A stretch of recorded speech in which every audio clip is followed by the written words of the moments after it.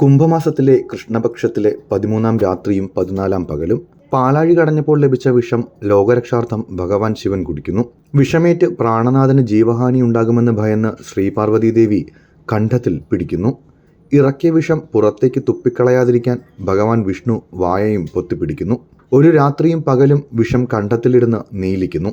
അങ്ങനെ ഭഗവാൻ ശിവൻ നീലകണ്ഠനാകുന്നു, ലോകരക്ഷകനാകുന്നു. ഹിന്ദു ഐതിഹ്യപ്രകാരം ശിവനും ദേവഗണങ്ങളും ഉറക്കമളച്ചിരുന്ന ആ രാത്രി ശിവരാത്രി എന്നറിയപ്പെട്ടു. വിശ്വാസികൾ വ്യത്യസ്തങ്ങളായ ആചാരങ്ങളും ആഘോഷങ്ങളുമായി ഈ ദിനം വർഷാവർഷം ആചരിക്കുന്നുണ്ട്. മഹാശിവരാത്രി എന്നറിയപ്പെടുന്ന ആ ദിനം ഹിന്ദു മതവിശ്വാസികൾക്ക് പ്രധാനപ്പെട്ട ദിവസമാണ്. ശിവക്ഷേത്രങ്ങൾ സന്ദർശിച്ച് കൂവളത്തിൻ്റെ ഇലകളും മാലകളും അർപ്പിക്കുന്നു. പ്രത്യേക പൂജകളും ശിവലിംഗത്തിൽ പാലഭിഷേകവും തേനഭിഷേകവും നടത്തുന്നു.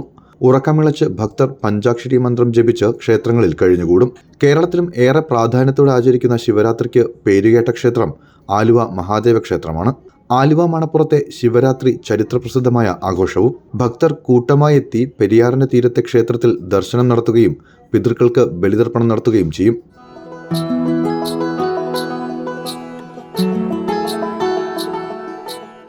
നൂറുകണക്കിന് ഭക്തരെത്തുന്ന ശിവരാത്രിക്കായി ഇക്കുറി എല്ലാവിധ തയ്യാറെടുപ്പുകളും ചെയ്തിരുന്നു.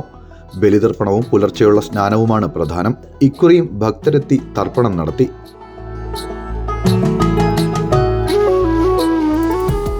ശിവരാത്രിയോടനുബന്ധിച്ച് ക്ഷേത്രത്തിൽ പ്രത്യേക പൂജകളും നടന്നു. ഭക്തരെത്തുന്നത് പ്രമാണിച്ച് ഇന്ന് ആലുവയിൽ ഗതാഗത നിയന്ത്രണവും ഏർപ്പെടുത്തിയിട്ടുണ്ട്. ന്യൂസ് ഡെസ്ക് സമയം മലയാളം.